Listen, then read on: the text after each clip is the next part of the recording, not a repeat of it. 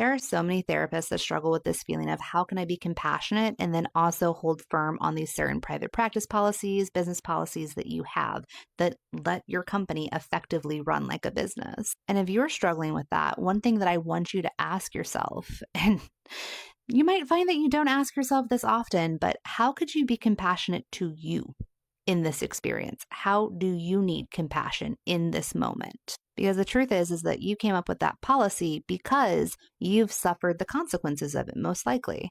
So you have a late cancellation policy, and that might be because financially, if you do not have a late cancellation policy, people cancel, within a couple of hours or whatever before their appointment, you're out that money. And if that happened over and over and over again, you would be out of business.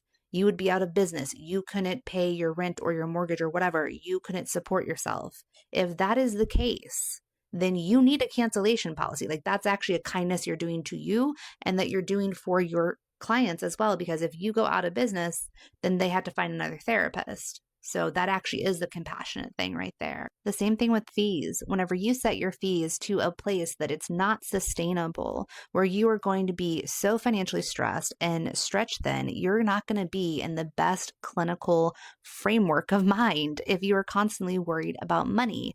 If you are setting your fees to something because you want to be more accessible, but then you're not doing good therapy because you have to see 9 people in a day, that's an issue. And that's actually not compassionate towards yourself or towards them because it's not giving them the quality care that they could have if their fee was a little bit more.